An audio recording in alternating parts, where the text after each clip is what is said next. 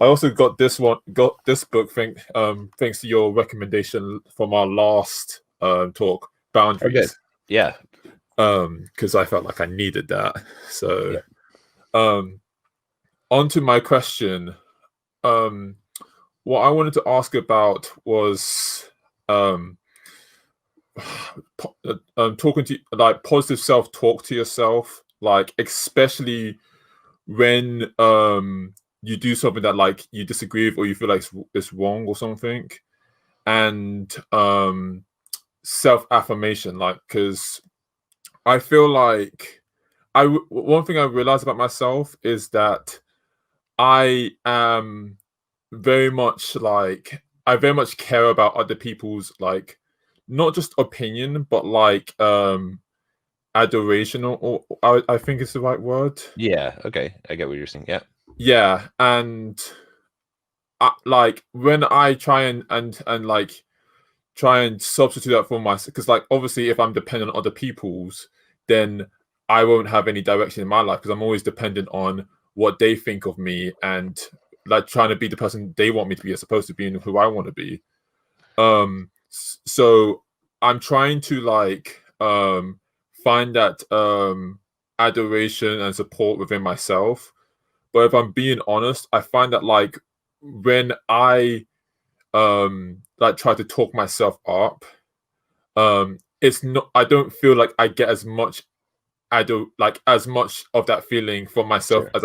as I would think I would need from other people or my mother, for example. So how do you, because I remember like especially in your Instagram pictographs, which I really love, by the way, you were talking about how like most people tend to go easy on themselves physically but hard on themselves mentally, and you're saying how like you need to be the opposite, where you need to be hard on yourself physically but like like really easy on yourself mentally.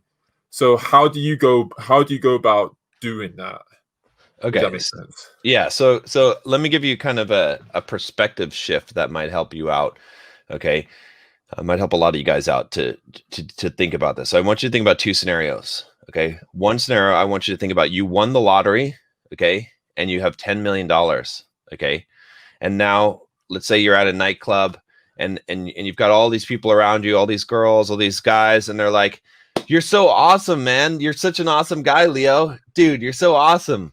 Dude," you know what I mean? Okay. Um, how do you feel about yourself? I want you to think about how you feel knowing that you didn't make any of that money. You just got lucky and won the lottery, right? And people are giving you all this praise and adoration. They want to be your friends. They think you're such a cool guy because you have $10 million, right?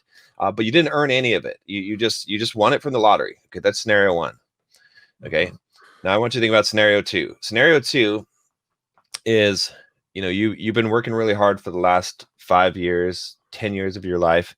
You've been working nights and just focusing on this grind, this passion that you had of yours, and you built this company, all the way up to this point where you sold it for $10 million after a decade of hard work, everyone telling you couldn't do it, facing so much adversity, and you've got $10 million, but no one knows it. You're dressed in normal clothes.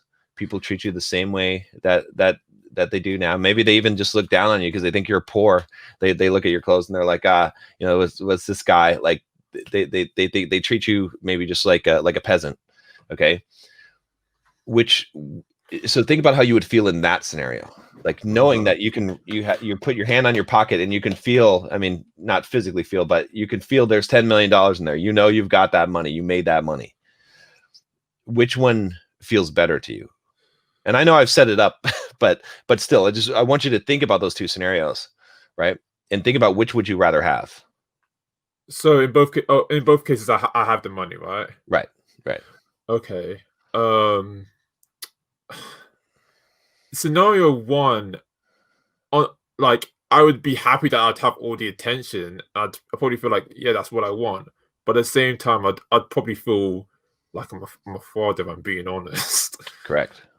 With scenario two, like on the one hand, if I'm being honest, I'd want to like I'd be I'd want to boast about it to somebody, but on the other hand, at the same time, it's like I'd feel like I don't know if this is smart or whatever, but I'd feel like I can at least die happy, like thinking that like, man, like I became such a badass that I was able to do something that no one else could tell me that everyone else said I couldn't do. Right. If that makes sense. Yeah, yeah, and and it might be worth just taking the exercise. I know we did this in a short time of really, really like daydreaming and thinking about both those scenarios, right? Okay. Because everyone wants praise and adoration of the crowd, right? Yeah. But when you start to realize, like, in order to get the praise or adoration of the crowd, they're never going to give it to you for something that's worthwhile. People will always give it to you for something that's, or for the most part, something that's superficial, something that is not actually something that you earned or you did, right? I mean, celebrities, right?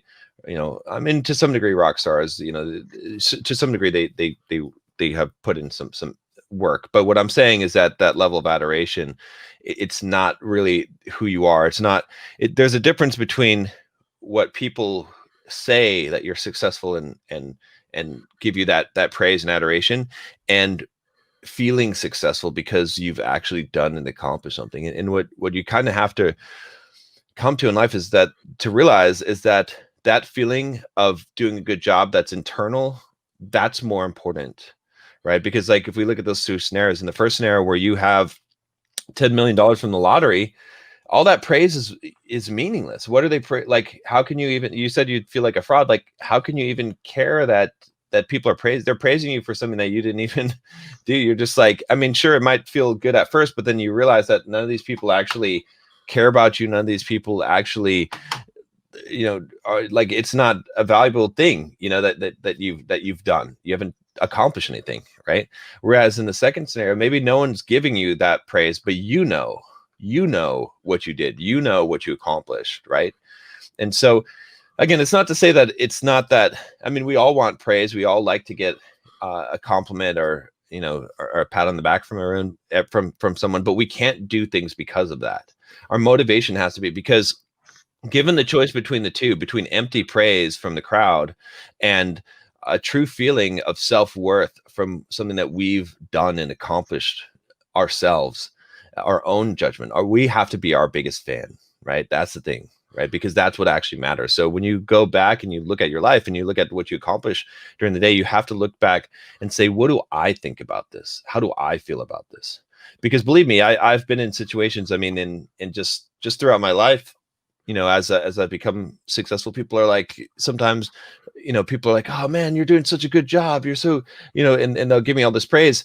And then I'll know that day I did not do a good job. I fucked up, that this was not a good day. And so it's meaningless to me. I mean, I'm appreciative, like, thank you. I appreciate that. But at the same time, it's like, you don't know whether or not I'm living to my true values today.